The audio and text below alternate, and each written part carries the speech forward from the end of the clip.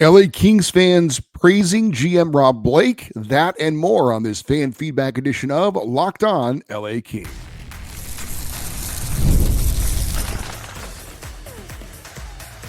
You are Locked On Kings, your daily podcast on the Los Angeles Kings. Part of the Locked On Podcast Network, your team every day. Hey, Kings fans, welcome to Locked On LA Kings, part of the Locked On Podcast Network, your team every day. Thanks for making Locked On LA Kings your first listen every day. We are free and available wherever you get your podcasts and on YouTube.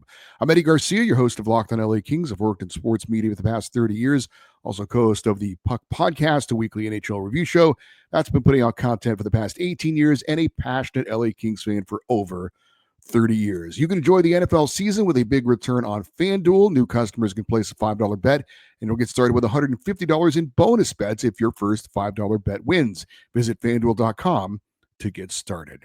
Well, it is a Kings fan feedback Friday show. Your chance to sound off, critique, praise, complain, celebrate our LA Kings. If you might be new to the show, we do this every Friday, off-season, regular season, and playoffs. So let's get into it. A very interesting mix of Kings fans checking in from Southern California, across the U.S., and even overseas. But we start north of the border, and our first email is from Danny in Toronto. And he says, I have been so impressed with Tanner Jeannot, Warren Foegele, and Joel Edmondson. Jeannot has found his groove with Byfield and Foegele. I can't believe that Edmondson let Foegele go. He's so unbelievably good with us. Edmondson has been my favorite pickup. He's been so solid, and don't forget he's mentoring our future blue liner and Brant Clark. We should not underestimate what he's done for us. In hindsight, these Blake moves have been really, really good. Who's been your favorite pickup? Have a great week. Go Kings go. And again, that was Danny in Toronto. Hard not to go with Warren Foegele as far as the best offseason addition, or maybe the one that I enjoy the most. Just love his energy, what he brings to the table. Good forechecker, not elite skill, but he's got skill, can kind of do a little bit of everything, but always does it at a high level as far as his energy goes. Talked about it before. I'll repeat it again. Maybe the Kings' most consistent player game in and game out. Not a guy who produces a lot of numbers, but does a lot of the other things that every team needs. If you're looking at, one of the things that I like about this roster at the moment is you do have some guys, and I think Warren Foegele is certainly one of them, that it doesn't matter where you put him, you're still going to get the same results. I think Alex Laferriere fits that as well. I think Alex Turcotte may be turning into that. Love these guys, energy guys that doesn't matter where they play, you know what you're going to get night in and night out. Now, you mentioned you can't believe that the Oilers got rid of Warren Foegele. They didn't want to. But they felt like he was a luxury they probably couldn't afford. There were some other players out there that they had a priority of signing. Yeah, I think he's definitely a bit underrated. As far as Joel Edmondson, he has been very good. Not quite as physical of a player as I thought he would be. It's hard. I need to remind myself, judge the player on the ice for what he's doing, not for the contract that he's gotten, because that's not his fault.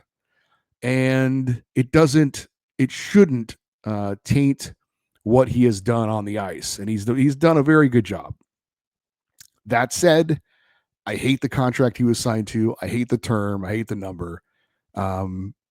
I wasn't a fan of the contract he got. But as far as the player, Joel Edmondson has done a very, very good job. He's certainly been a key piece in the Kings defensive core that's done such a good job this year. So, yes, Rob Blake, had these three signings. It wasn't three signings that I was very excited about, but they've obviously all worked out very well to this point, and certainly throw Darcy Kemper in there as well.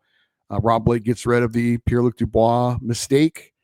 Doesn't have to retain any of that salary. Yes, they have to take on a Darcy Kemper salary that's, $5.5 million a year. But so far, he's worked out as well. So, yes, all the moves made in the offseason by Rob Blake so far, so good. Our next email comes from Gary in Orange. And he says a few thoughts on how the newest Kings have performed so far this season. Last summer, Rob Blake made several moves that most fans thought were questionable. They acquired Darcy Kemper, Joel Edmondson, Warren Fogle, Tanner Jeannot, and Kyle Burrows. So far, all these players have played way above expectations, or at least have made solid contributions. Edmondson's been a perfect complement to Brandt Clark on the second pairing. Fogle has brought character, toughness, and is excellent around the net. Kemper has been as good as Talbot was last year. Jeannot started slow, but he's been a mainstay for several weeks. Burrows is a perfect seventh depth defenseman. By the way, the subtraction of Pierre-Luc Dubois has been very positive, and it appears the decision to promote Jim Hiller was the right one. I have got to give Rob Blake a grade of A- for the last 6 months. Yeah, it is. It is. You should definitely throw in Jim Hiller in there as well. It is certainly all worked out to this point. It's hard to disagree with anything that Gary and Orange had to say. You know, the only thing that Rob Blake certainly has on his to-do list is what to do about Vladislav Gavrikov. And I have to admit, our guest on Wednesday's show, Jesse Cohen from the All the Kings Men podcast and Kings Talk, enlightened me on something I was not aware of. Vladislav Gavrikov has a full no movement clause. That means he cannot be traded without his consent. And that means he likely isn't going anywhere. And it looks like another Matt Roy situation. Now, Matt Roy did not have a no movement clause. So Rob Blake made the mistake of not trading him at the deadline and getting assets in return and having him walk for nothing at the end of the year. So the thing that Rob Blake has to do now is he's got to sign Vladislav Gavrikov. That's his number one priority right now. If not, I think he's going to walk at the end of the season. I think he's going to test free agency, which is his right to do. And someone is going to pay him more than the Kings are going to be able to pay him. So I will just say I hate no movement and no trade clauses. Credit the player's agent for being able to negotiate those into the deal. Typically, a GM will allow those in so that they can sign the player for a bit less than what they would actually want. If I was a GM, though, the only players that would get a no movement or no trade clause from me are guys that are pillars of my organization. Andrei Kopitar, Drew Doughty, Dustin Brown back in the day. Those guys have earned the right to decide how and where they finish their career. But those are numbers that are going to be hanging in the rafters. Vladislav Gavrikov is not that. And those types of players, I would never give them a no movement clause because it handcuffs you. And you're likely going to lose a player that has value for nothing. And that's that, like I said, I will not give credit to Rob Blake for that, for giving that no movement clause to Vladislav Gavrikov. Again, I don't know. I wasn't at the negotiating table. I don't know exactly what it saved the Kings as far as what they're paying him, but I hate those no movement clauses unless it's like somebody that again is a future Hall of Famer, a pillar of your organization. I would never give those no trade clauses, those no movement clauses. This is from Brian in Tampa. He says, it's early to judge, obviously, but Rob Blake's decision to let Matt Roy leave and sign Joel Edmondson for almost $2 million less per year is looking like the right move. Roy has put up 1 goal, 6 assists. He's a +4, 51 hits, 32 block shots. Edmondson has 4 goals, 5 assists, a +13, 48 hits, and 48 block shots. Edmondson was assigned to help Brandt Clark's development. That seems to be working exactly as planned. Go Kings, go. And that was Brian in Tampa. I would say, to be fair to Matt Roy, he has been hurt at times this season. He's missed a decent amount of games, so that certainly has affected his numbers, his production so far. And again, the Matt Roy situation, the Kings were able to let him walk. Like I said, I would have traded him, but I'm not the GM of the team. They let him walk in part because they had Brandt Clark and they had Jordan Spence to fill in on the right side. The Kings don't have that on the left side. So if Vladislav Gavrikov goes, you would have Mikey Anderson And then Joel Edmondson and Jacob Moverar, I guess, would move into that third pairing. It's not terrible, but it's not as good, obviously, if Vladislav Gavrikov was there. So we'll see how that works out. But yeah, no, like I said, we've seen a lot of negativity involving Rob Blake, and I get it. He has made some mistakes, but as far as what he's done this offseason, so far, so good with the players he's brought in and the plan to have the Kings be a better team than they've been in the last couple of seasons. And they've been pretty good. We've got more coming up, more of your emails. That's next here on Locked On LA Kings, your team every day. PrizePicks is America's #1 daily fantasy sports app with over 5 million active members. It is the easiest and most exciting way to play daily fantasy sports. All you do is pick more or less on 2 to 6 player stat projections and watch the winnings roll in. Just go to the PrizePicks app, make your picks right now, and you could be a winner. And you could now win up to 100 times your money on PrizePicks with as little as 4 correct picks. PrizePicks is the best way to get action on sports in most states, including California. Download the PrizePicks app today and use the code LOCKEDONNHL to get $50 instantly when you play $5. That's code LOCKEDONNHL on PrizePicks to get $50 instantly when you play $5. You don't even need to win to receive the $50 bonus that's guaranteed. PrizePicks, run your game. Our next email comes from Jack. He's in Sunland. He says, Kings fan of 25 years here. It just genuinely baffles me as to how much longer management is going to tolerate our inept power play. We have the weapons to succeed.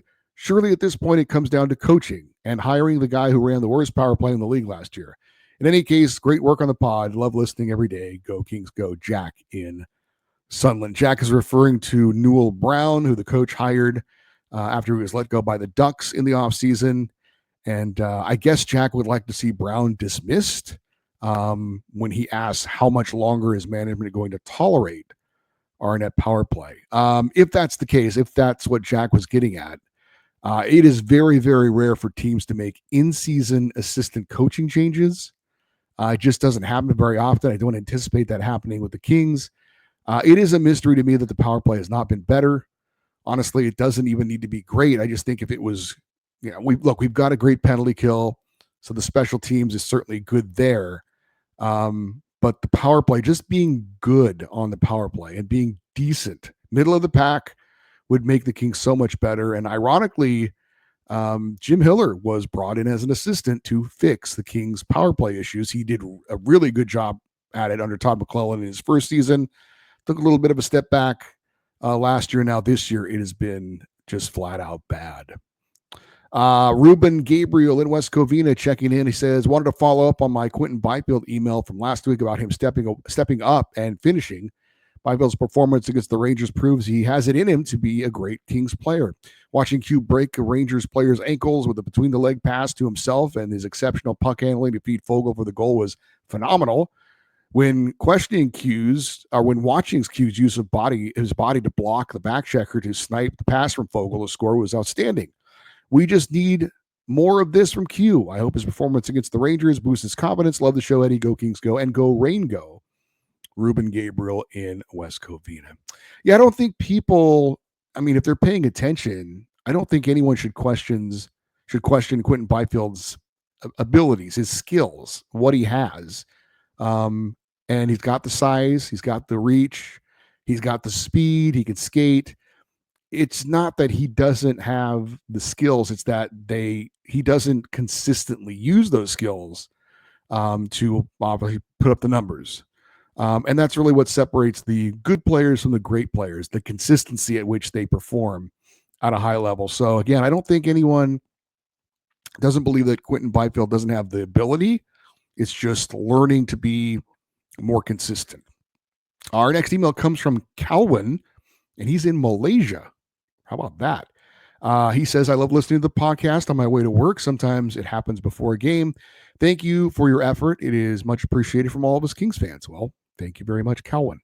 He says, everyone knows that the Kings are always going to be a defensive first team. Some of the asset management trouble that GM Rob Blake has run into is when he's tried to inject more offense into the team. As for this year's team, I do think the top 3 lines are almost set. Kopitar, Kempe, and Turcotte, Deneau, Moore, and Fiala, Byfield, Laferriere, and Fogel. Janot and Lewis are locks as they bring a certain dimension to the team, which basically leaves the fourth line center spot open, with Akil Thomas and Samuel Helenius being candidates. If I was Rob Blake, I would look to bring in either Noah Cates from the Flyers or Colton Sissons from the Predators to soak up some of the defensive zone starts. This would keep our top three centers a little more fresh to create more at the other end of the ice. In Sissons' case, his above-average faceoff skills, 56.6% this season, would give him the edge for me as a potential acquisition. Think along the lines of Jay Beagle with the championship Capitals in 2008 or 2017, 2018. Just my 2 cents. As always, go Kings go. And again, that was from Calwin in Malaysia. Great to hear from you, Calwin. Always excites me for some reason when I find out that people are listening on the other side of the earth and are Kings fans in unexpected places. If LA is looking to upgrade, I know everyone wants that, wants something to help out the power play, to help out the offense. In light of the Vladislav Gavrikov no movement clause, I could see maybe a minor addition like you're talking about, maybe a veteran on the fourth line at center, something like that. So I do agree with you. I think the top 3 lines should be pretty much set at this point. Our next email comes from Gary. He is in Coeur d'Alene, Idaho, and he says, I have a prospect update. I went to the Spokane Chiefs Prince George Cougars game Saturday, December 14th to watch Cohen Ziemer. Here are some takeaways. He definitely needs to work on his skating. He looks a lot smaller out on the ice than his roster listed as 6'1", 203. He wears an A. He was on the number 1 power play unit. He basically played the whole 2 minutes on the Cougars' first PP. He's not afraid to go to the net. He camps in front of the goalie or in the high slot. He has a pretty good release on his shot. Not afraid to be physical. I would equate him right now to Carl Grundstrom. Grundstrom is a better skater, and Ziemer has a better shot. Pretty similar beyond that. I see on I see him on Ontario the next couple of seasons with a possible NHL debut in 2027. One fortunate thing was on the Prince George 5-on-3 power play in the end of the second period, Ziemer was camped in front of the net and took a puck to the face, fired from his teammate from the point. He went down on the ice for a few minutes and left a pretty decent pool of blood. He did not return. I've attached a photo from the Prince George Cougars Facebook page that shows a pretty large gash. Thanks for all you do. And again, that was Gary in Coeur d'Alene, Idaho. And looking at the picture of Cohen Ziemer, which I will not share with you on YouTube because it just kind of was a awkward looking placement of it. It's kind of a vertical picture. It's not horizontal. Anyway, it looks like it got him in a couple places. He looks like several stitches. This is all on his right side of his face. So from the nose down, he's got a pretty nasty scar. And then above his right eye, like on his eyebrow line, he's also stitched up there too. So I guess maybe the puck hit him and kind of ricocheted upward. Fortunate though, he did not get hit in the eye, or else that could have been rough for him. Gary, thank you for this. Appreciate it. Those of you that are going to be everydayers, would remind you that coming up next week, the NHL's on Christmas break, so there are no games Monday through Friday. So kind of teasing ahead, and Gary has reminded me of this. I think one of the days during the Christmas break next week, we will dedicate to catching up on all of the Kings' recent draft picks and prospects and let you know how they're doing in the various leagues they're playing, whether it's in college hockey or in juniors or wherever, maybe overseas as well. So we will definitely do something like that coming up on one of our shows next week over the holiday break. Still more emails to get to. We'll do that next here on Locked On LA Kings, your team.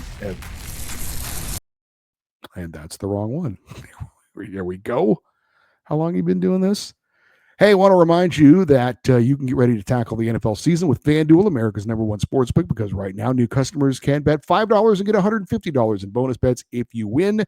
The FanDuel Sportsbook app gives you everything you need to place live bets on the NFL all in one place. So when you get a hunch in the middle of a game, you can check out the latest stats, view live play-by-play, and so much more on the same page where you place your bets. We've got NFL's action coming up all weekend. As the season is winding down, we're getting ready for the playoff push, and college football's playoffs are underway as well. Visit FanDuel.com to get in on the action. You'll get started with $150 in bonus bets if you win your first $5 bet. That's FanDuel.com. Never waste a hunch and make every moment more with FanDuel, the official sportsbook partner of the NFL. Our next email comes from Jim in Lakewood, and he says, is it me, or is Alex Turcotte doing more than Trevor Moore this year? And also is doing more moves, like cutting down low at sharp angles for a shot and scoring more in the process. Of course, Morsey was a badass last year, the way he would sometimes almost be going on the goal line sideways and push in on the net and would score. Not this year. I don't know why. But if Turks can stay healthy, he is going to be a huge asset. It took a while, but me and my wife love this kid. Thanks, Eddie, for all you do. Go Kings, go. And that is Jim in Lakewood. I certainly get why everyone's excited about what Alex Turcotte has been doing lately. It's been kind of a long time coming in some respect. Certainly the health issues. I was just hoping he could stay healthy and have a solid season as a pro playing on the fourth line. Obviously, it's a small sample size. Like we talked with Quinton Byfield, consistency is the key. But again, I think it's pretty obvious why people are excited about Alex Turcotte, the speed at which he is performing at, the finishing moves that he's made of late.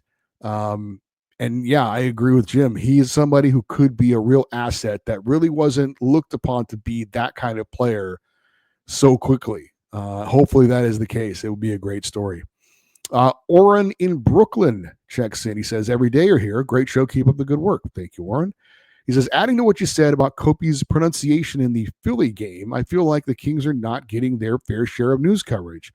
When they're playing great and beating number one teams, they don't get covered on Locked On NHL. I'm not seeing them covered on the hockey news, nor do I see them really getting covered by the LA Times. What's up with the Times is using AP for Kings articles? Is there some conspiracy against them? Are they really disliked outside of LA? Anyway, I know you can't do anything about it, but I'm wondering if other fans feel the same way. And a message to Ed and Brea. Stop being so negative and start believing. This has been an amazing season so far, and it's been so much fun watching them. As always, go Kings, go. Thanks for all you do. And again, that was from Oren in Brooklyn. We'll hear from Ed and Brea in just a moment. I will say, as far as the LA Times coverage, I mean, newspapers are dying. They are just trying to survive at this point. They've had to make a lot of financial decisions, and they've cut back on their staff. And frankly, they don't feel the Kings are popular enough to warrant having a dedicated reporter cover them. That's why hopefully this show is so important to kind of do that in place of things like the LA Times not covering local news, not really covering the Kings at all until maybe the playoffs. So it is a little surprising to be in a major market like Los Angeles and see the Kings not get as much coverage as they do nationally. I will also have to admit the Kings aren't the sexiest team out there because of their style of play. I mean, Kopitar and Doughty are obviously future Hall of Famers, but the Kings don't have any real young, exciting players that is going to get the attention of the national media. We were hoping Quinton Byfield would turn into that kind of player, and maybe he will at some point, but obviously that has not been the case so far. Speaking of Ed and Brea, he checks in to say, even though the Kings won last night, I'm not 100% sold on the Kings that they will make the playoffs. They are overachieving. At the moment, I am shocked with how the Kings have done so far. I do have to give flowers to Jim Hiller. Another shocker is that Kempe and Kopitar are top 10 in plus minus, and the Kings, as of now, are the best defensive team in the NHL, first in goals against and second in goals allowed. Kemper and Riddick are top 15 in goals against average. Merry Christmas and Happy New Year. Go Kings, go. That was from Ed and Brea. Ed, does it me or does it sound like he's kind of coming around? He still doesn't think they're going to make the playoffs. I've said the Kings are going to make the playoffs. Ed also went on a rant about, he likes to talk about destiny, which I don't really understand. And he talked about the team's colors are a problem. I mean, look, I would love to see them go to the old forum blue and gold as well, but I don't think the colors are an issue. And Ed did guarantee that the Chargers would win the Super Bowl this year. Now, Ed, he's a Charger fan like my wife, and nothing would make me happier to see my beloved wife see her team win a Super Bowl, which I know is something that's very important to her. But how can you, I will say this, Ed, how can you talk about destiny with the Kings, but the Chargers are going to win the Super Bowl. I mean, that's not a team that has had a lot of destiny on their sides in their history. They've never won a Super Bowl. They've only played in one, and they got killed in that Super Bowl. So I will say this, as far as the Kings making the playoffs, it is a very competitive Pacific Division. The good news is the Kings haven't shown with their style of play and the things they do well that they're a team that you could see going on a prolonged losing skid. If that were to happen, again, the Pacific is so competitive that could be an issue. But we're almost through the first 2.5 months of the season, and the Kings really haven't shown that they're that type of team at all. We're done with the emails. We do have one more thing to read. This is from Gollum. He's a chef in Indiana. I'm guessing that's not his real name. But he messaged me this on X, Twitter, and you can do that if you like to get in on the show instead of sending an email. But he says, of the teams that came into the season with high expectations but are underperforming, Ottawa, Nashville, Montreal, maybe one or two others, who, if anyone, presses the eject button and makes a great player available? Should LA consider trading Carter George as part of a package to acquire, say, a Dylan Cousins? Not interested in line A as he's a poor style fit. Needs someone more like Marian Gavrikov, in my opinion. And that was Gollum in Indiana. Yeah. Actually, Ottawa's in a playoff spot right now. So, and they have not been a significant team of any note over the past few years. So they have a new owner. I definitely don't see them making any big moves with the way they're going, unless they obviously go on a big losing skid or something. Maybe Montreal. Nashville has their goaltender signed up long term, UC Saros. So I don't think they're looking for a goalie of the future. And I would say, look, I know the Kings have Eric Bortillo and Hampus Slukinski, or Hampton Slukinski. And they're possibly goalies of the future, but it seems like Carter George might be the best prospect of the bunch, and he could be the Kings' number one goalie for many years to come. And the Kings have been getting by with veteran kind of Band-Aid goaltenders, if you will.